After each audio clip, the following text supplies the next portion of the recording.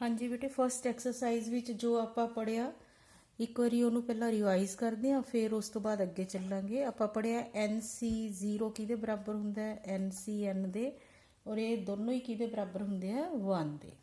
Second ਵਿੱਚ ਆਪਾਂ ਪੜਿਆ NC1 ਮਤਲਬ ਜੋ ਸੈਕਿੰਡ ਟਰਮ ਹੈ ਉਹ ਕਿਹਦੇ ਬਰਾਬਰ ਹੁੰਦੀ ਹੈ, ਸੈਕਿੰਡ ਲਾਸਟ ਟਰਮ ਦੇ, ਔਰ ਇਹਦਾ ਆਨਸਰ ਕਿੰਨਾ ਹੁੰਦਾ ਹੈ, N। ਕੰਬੀਨੇਸ਼ਨ ਦਾ ਫਾਰਮੂਲਾ ਅਸੀਂ ਹਰ ਥਾਂ ਲਾਇਆ, NCR ਕਿਹਦੇ ਬਰਾਬਰ ਹੁੰਦਾ ਹੈ, N factorial upon R factorial N minus R factorial. then NCR plus NCR plus 1 मतलब टोटल टर्म्स एन ही है। पहला असी आर लिया, फिर असी आर प्लस 1 लिया, उन्होंने ऐड किया, ऐड करके ये टोटल टर्म्स किनिया बन जाएंगियां N प्लस 1 तो असी किनिया लै रहे हैं आर प्लस 1। आर का मतलब जिन्नियां असी लै रहे हैं, जिन्नी साडी डिमांड है। NCR इसे फार्मूले नू जर्नलाइज कर लिए, ये सैकेंड ते सैकेंड लास्ट सी, जे मैं जर्नलाइज करा एक फार्मूला ही बनाना होवे तो आप कह सकते हैं NCR किहदे बराबर हुंदा है, NCN माइनस R दे बराबर। 1 लिखोगे N माइनस 1 आजू, 2 लिखोगे N माइनस 2 आजू, 3 लिखोगे N माइनस 3 आजू, थर्ड टर्म लास्ट थर्ड दे, फोर्थ टर्म लास्ट फोर्थ दे, second term last second term दे बराबर आजू। हुण कुछ अपने पुराने फार्मूले है जो असी मीडियन विच भी कर चुके, अगे करते हैं general and middle terms.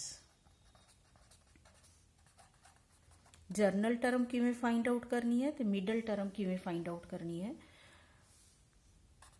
In expansion x plus y raise to power n, गल बाइनोमियल दी ही चल रही है। तो सब तो पहला असी जर्नल टर्म की गल करते हैं। जर्नल टर्म की हुंदी है, जर्नल टर्म का मतलब कि एक फार्मूला सानू मिल गया, असी चाहे फोर्थ टर्म लभनी है, चाहे 10th लभनी है, चाहे 50th लभनी है, इस फार्मूले फिल करो, आंसर आ जाऊगा। TR plus 1 NCR x raise to power N minus R y raise to power R, ये वैल्यू फिल करो तो जो टर्म तुसी फाइंड आउट करनी है वह आंसर अवेलेबल हो जाएगा। Now middle term,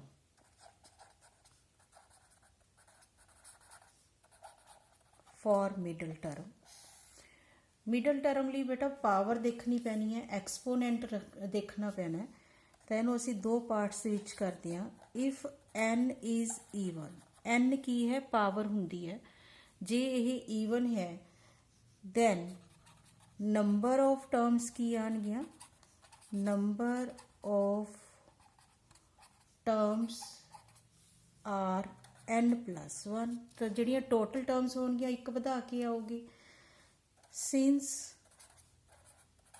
N is even and N plus 1 की बन गया और सो मिडल टर्म केड़ी आ गई बेटे, middle term is N plus 1 by 2, मतलब n प्लस 1 बाय 2, ਜਾਂ आई कह लो इनू सैपरेट कर लिए n bye 2 plus 1th term.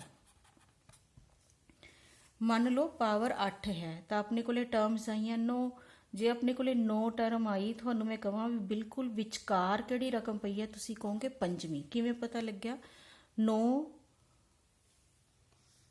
Plus 1 10, 10 बटा 2 कितनी होगी, पंजवीं टर्म। ਜਾਂ आई कह लो 8 बटा 2 4, 4 दे विच 1 जोड़ता पंजवीं टर्म ये होगी। एग्जाम्पल नाल समझ लैंदे आ, फॉर एग्जाम्पल, ताकि तुहाडे दिमाग विच बैठ जे।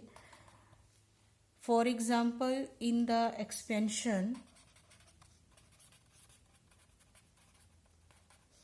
x plus 2y raise to power 8 है, यदि असी मिडल टर्म लभनी है तो मिडल टर्म की आऊगी, middle term is 8 by 2 plus 1, that is 4 plus 1th, कितनी 5th टर्म, यह आ गई अपनी मिडल टर्म। ਹੁਣ ਅਗਰ ਆਪਣੇ ਕੋਲੇ ਸੈਕਿੰਡ ਵਿੱਚ ਅਸੀਂ ਚੱਲਦੇ ਹਾਂ, ਸੈਕਿੰਡ ਪਾਰਟ ਕਰਦੇ ਹਾਂ ਇਹਦਾ। If n is odd, power odd ਵਿੱਚ ਹੈ ਆਪਣੇ ਕੋਲੇ, then number of terms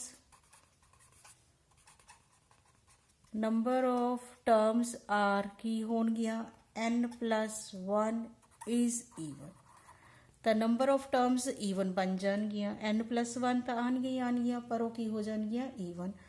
so we have 2 middle terms. ਤਾਂ ਸਾਨੂੰ 2 ਮਿਡਲ ਟਰਮਸ ਮਿਲਣਗੀਆਂ, ਕਿਹੜੀਆਂ? ਇੱਕ n/2 ਤੇ ਇੱਕ n/2 plus 1। ਨੇਮਲੀ ਕਿਹੜੀਆਂ ਮਿਲਣਗੀਆਂ? ਇੱਕ ਤਾਂ ਅਸੀਂ ਹੁਣੇ ਕਰੀਏ, n plus 1/2th and n plus 1/2 plus 1th term। Example नाल समझते हैं ਇਹਨੂੰ। फॉर एग्जाम्पल अपने को एक्सप्रैशन है 2x minus y raise to power 7। तो हुण देखो टोटल टर्म्स 8 बननगियां, फिर मिडल टर्म्स किहड़ियां आउणगियां? मिडल टर्म्स फार्मूले के मुताबिक 2 आनियां चाहिए। जे टोटल 8 टर्म्स हैं, किहड़ियां? 7 plus 1/2th and 7 plus 1/2 plus 1। ये 1 अलग लाया, मतलब 8/2 4th, 8/2 4, 4 plus 1 5th, 4th and 5th term. ये बहुत ही इंपॉर्टेंट चीज़ है। जर्नल टर्म किमें फाइंड आउट करनी है, मिडल टर्म किमें फाइंड आउट करनी है। अगर पावर ईवन है तो अपने को टोटल टर्म्स किन्नियां आनियां, सिर्फ पावर नहीं दिखनी, अपन नंबर ऑफ टर्म्स दिखनी है। नंबर ऑफ टर्म्स ओड आ रही हैं तो अपने को सिंगल मिडल टर्म आऊगी। जे नंबर ऑफ टर्म्स ईवन आ रही हैं तो अपने को 2 मिडल टर्म्स आनगियां। इन्हां नाल रिलेटेड कुछ क्वेश्चनस करन लगे आपां।